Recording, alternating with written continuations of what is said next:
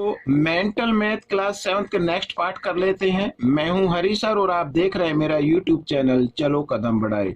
और जो बच्चे हिंदी मीडियम में पढ़ते हैं उनके लिए अलग से चैनल है जिसका नाम है मैथ्स विद हरी सर। आइए करना शुरू करते हैं। तो क्वेश्चन नंबर 31 क्या कहता है, आइए रीड कर लेते हैं। तो यहाँ पर बच्चों देखिए बिल्कुल इजी है, कोई ज़्यादा मुश्किल नहीं है। A sum of 2000 invested for 3 years at 6% per annum। ठीक है, 3 ईयर के लिए इन्वेस्ट कर दिया गया है, जो रेट ऑफ इंटरेस्ट मिलेगा वो 6% होगा। Find the amount at the end of third year. ठीक है, थर्ड ईयर के एंड में हमें क्या करना है, अमाउंट फाइंड आउट करना है। तो सबसे पहले आप सिंपल इंटरेस्ट निकाल लीजिए। ठीक है, सिंपल इंटरेस्ट निकालने का फॉर्मूला क्या होता है, P into R into T यानी टाइम, और क्या होता है बाई 100।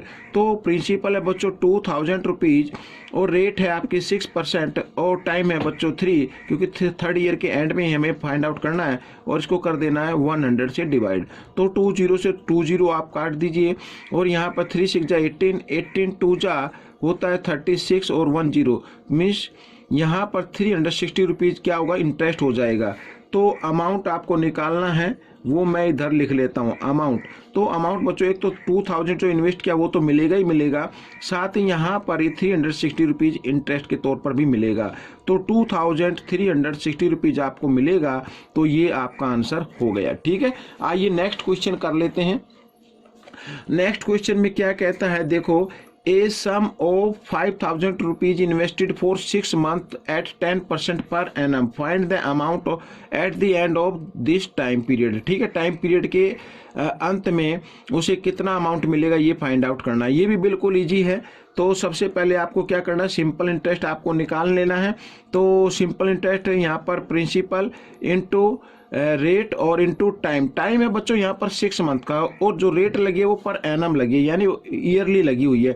तो हम क्या करेंगे, 6 मंथ को भी ईयर में कन्वर्ट कर देते हैं यानी 12 से डिवाइड करके। ठीक है, और यहाँ पर इंटू 100 आ जाएगा। अब 20 से बच्चों यहाँ पर 20 हो गई, 6 1 जा 6, 6 2 जा 12 और 2 से हमने यहाँ पर ये डिवाइड कर दिया। तो 5 5 जा होता है बच्चों 25 और 10 है तो 10। तो बच्चों 250 रुपीज़ ये आपका इंटरेस्ट आ गया। और अमाउंट आपको निकालना है तो बिल्कुल सेम वैसे ही करना जैसे इससे फर्स्ट क्वेश्चन में किया था इससे पहले। तो यहाँ पर बच्चों जो आपका प्रिंसिपल है उसमें आपको क्या कर देना है, इस इंटरेस्ट को ऐड कर देना है। तो आपका आंसर आ जाएगा मीन्स 5250 रुपीज़, ये आपका आंसर आ गया है। ठीक है, अब हम करेंगे क्वेश्चन नंबर यहाँ पर 30 और 30 में देखो ये भी इजी है। A sum double itself in 10 year, find the rate of interest. Rate of interest find out करनी है। यहाँ पर पहले सम फाइंड आउट कर लीजिए, लेट द सम। ठीक है, let the sum equal to rupees है 100 और ये डबल हो गया 10 ईयर में, क्या हो गया, डबल हो गया मीन्स अमाउंट बन गया। तो अमाउंट बन गया बच्चों, डबल होने का मतलब है 200 हो गया। अगर 100 के 200 हो जाते हैं तो इसका मतलब सिंपल इंटरेस्ट कितना हो गया बच्चों, 100 हो गया। ठीक है, और टाइम क्या है बच्चों, यहाँ पर टाइम है आपका 10 ईयर।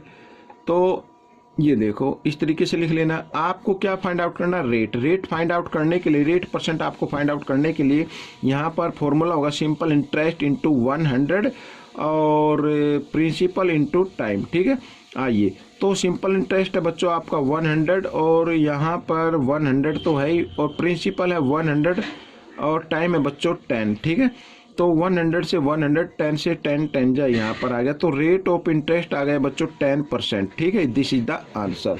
तो आइए देखो इस तरीके से आप क्वेश्चन करेंगे और प्रैक्टिस जरूर रखनी है तभी तो आप कर पाएंगे। तो प्रैक्टिस करते रहना है। ठीक है, आइए क्वेश्चन नंबर 34 कर लेते हैं। तो यहाँ पर लिखा है 3 kg of floor is enough for 15 people, how much floor is needed for such 80 people.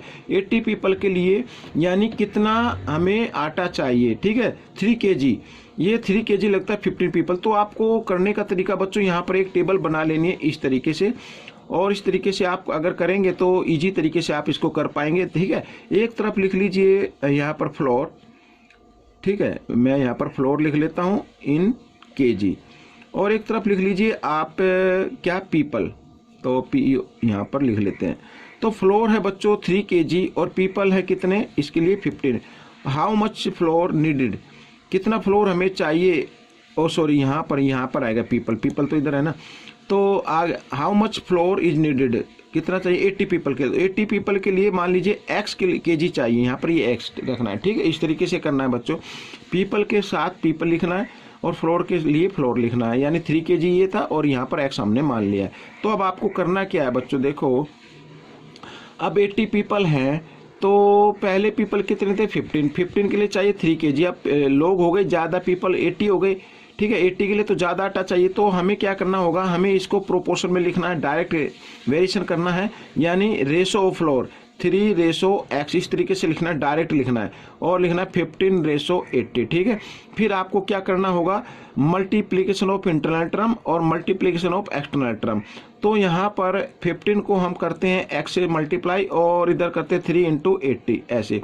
अब x की वैल्यू आप निकाल लीजिए, तो 3 × 80 और बाई 15, ठीक है। तो 3 1 जा 3, 3 5 जा 15, 5 से यहाँ पर काटते हैं तो 16 आ जाता है। तो इसका मतलब 16 kg आपको क्या चाहिए, फ्लोर चाहिए। तो दिस इज द आंसर, ठीक है। आइए करते हैं नेक्स्ट क्वेश्चन। तो नेक्स्ट क्वेश्चन में भी क्या कहता है उसको देख लेते हैं एक बार। ये देखिए,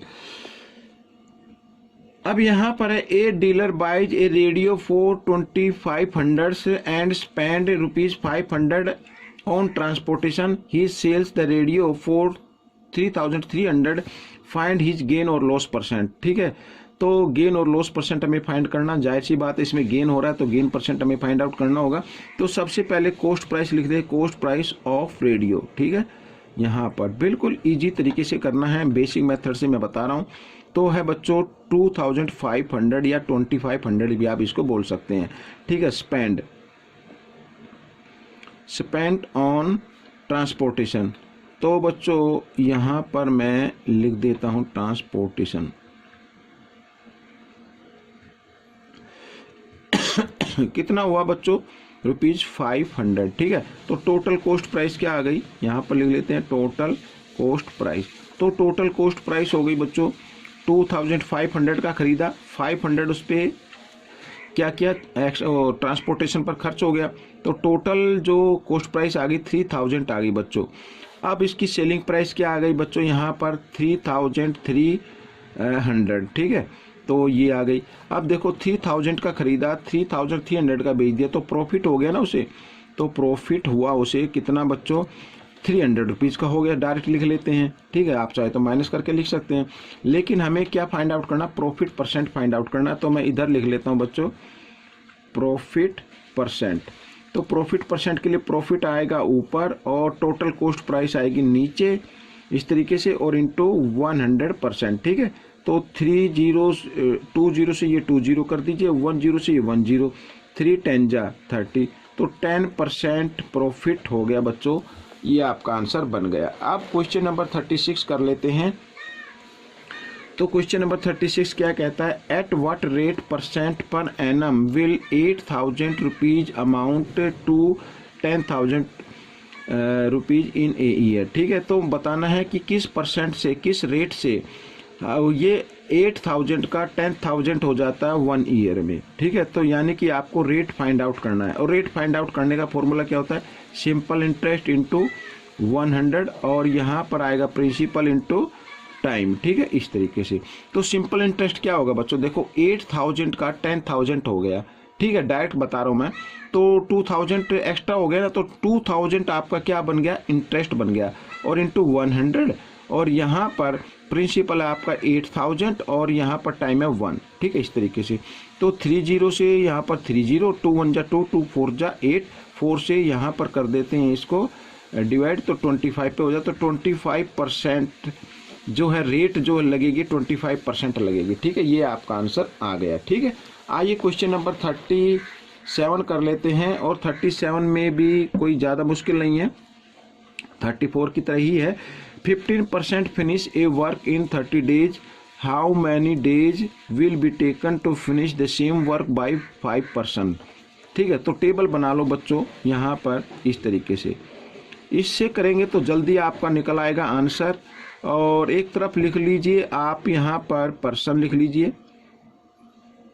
पर्सन, और एक तरफ लिख लीजिए डेज, ठीक है बच्चों, इस तरीके से। तो पर्सन कितने हैं बच्चों यहाँ पर 15, और डेज कितने लगते हैं 30।